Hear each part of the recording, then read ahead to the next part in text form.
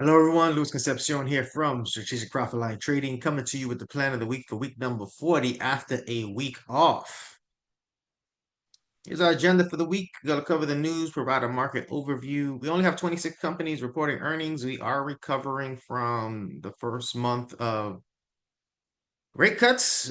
We will have another rate cut this month, and we have the Magnificent Seven for the Magnificent Seven reporting at the end of the month. So we'll do our best to provide you with opportunities that we see on the horizon.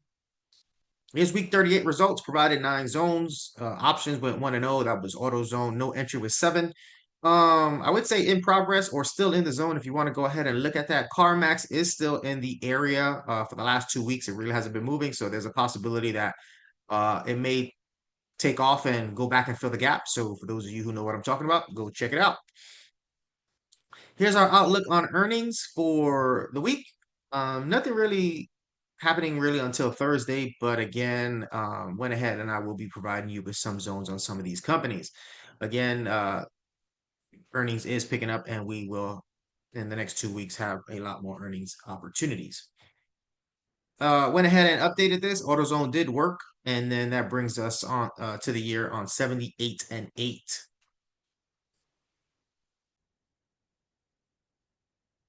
Moving into the news for this week, as you can see on Monday, there's nothing impacting the U.S. markets. However, the euro and the British pound will be affected midday, so pay attention to that. Christina Lagarde is speaking for the euro, so that might cause some volatility. So just be mindful of that. And obviously, whatever happens to the euro, the dollar will be affected. Hence, the stock market might have some volatility when it comes to the bonds. Moving on to Tuesday, nothing impacting during the regular market hours. After hours, the New Zealand dollar will be affected. So again, for those of you trading futures and forex, pay attention to the New Zealand dollar.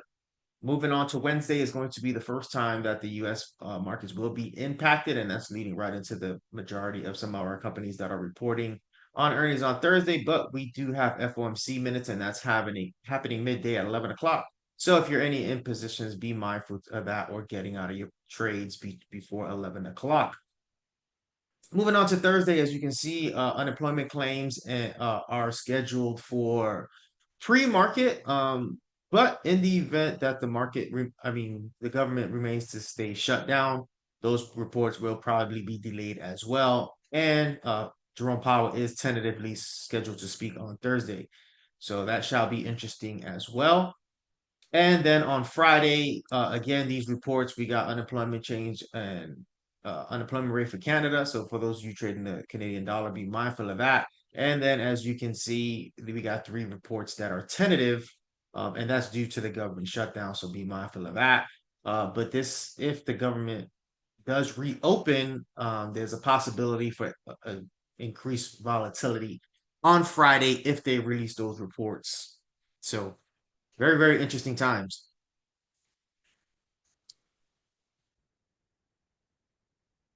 Moving into the charts and starting with the SPX, also known as the SPY. As you can see this week, pretty much 3 days up, 2 days flat.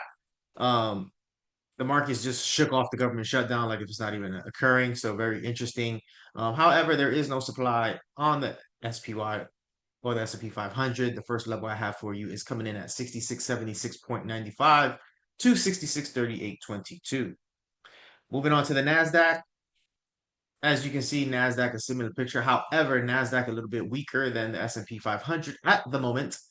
Have note, as a matter of fact, let's change that. There is no supply in the NASDAQ, but just be mindful, you have 2 levels overlapping here. No supply, first level I have for you so that I can reduce this confusion of these overlapping levels. 22,418.47 to 24,186. And for those of you who want to be more conservative, we have a level right here at 24,286 to 23,979. Moving on to the Dow Jones. The Dow Jones was more bullish than the S&P 500 and the NASDAQ on Friday, as you can see. Nothing but up the whole week, unlike the SPY and NASDAQ that took the last 2 days off. Or should I say took Friday off, and that I just see as profit taking. Again, for the Dow, there is no supply. And the first demand level I have for you is sitting at 457.59 to 452.02. Now, next, moving on to the RUT. For the IWM, you can see the RUT joined the Dow on Friday, bullish here, and retraced at the end of the day. First level I have for you is going to be from 23.86 to 23.27. Now, moving on to earnings for the week. First company I have for you is Constellation Brands. You can see that we are reacting to this level right here, this demand level at 130. Let's call it 135 to 117. Pretty large level here. And with a subsequent level at 92.92 to 75.78, and supply is at 216.89 to 229.07. They do report Monday afternoon. Next company I have for you is AR Test Systems. On the demand side, 19.59 to 15.93. On the supply side, 43.18 to 48.34. Moving on to Tuesday morning, McCormick, ticker symbol MKC. On the demand side, 61.94 to 59 even. On the supply side, 85.39 to 87.67. Next company I have for you is Penguin, ticker symbol PENG. On the demand side, 15.36 to 14.13. On the supply side, 28.53 to 29.80. Be mindful, this is an aggressive level. Yes. Somewhat of an aggressive level, but high probability of it possibly holding. So I would refrain from taking this pre-earnings and wait till after earnings to see what happens. Now, moving on to Thursday, where the majority of the rest of the companies are going to report this week. First company I have for you is Delta Airlines, ticker symbol DAL. On the demand side, 34.45 to 32.47. On the supply side, you can see this level already worked once, but this is the level that's holding it, 63.80 to 66.91. And if you want to be a little bit more conservative, protect yourself to all-time highs at 69.98. So you can call this level 63.80 all the way up to 70 even. That's going to do it for Delta Airlines. Next company is Pepsi. Pepsi also reporting. We had traded this earlier in the year, pretty much took it from our level at 127 all the way to 155, and now we have retraced back. So the first level I have for you is 135.43 to 132.92. And just understand that this is a larger level at 131.91 to 127.51. And supply zone still remaining at 152.67 to 161.23. Next company I have for you is Helen of Troy, ticker symbol HELE. On the demand side, 16.32 to 11.07. On the supply side, 52.09 to 60.39. And then Levi's.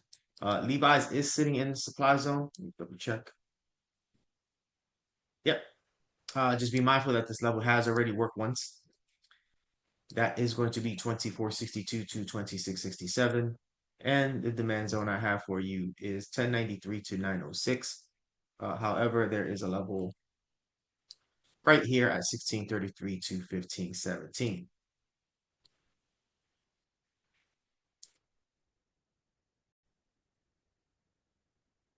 That's gonna do it for me in the charts this week. Do me a favor, if you like this content, feel free to hit that like and subscribe button. If you're not doing so already, follow me on social media.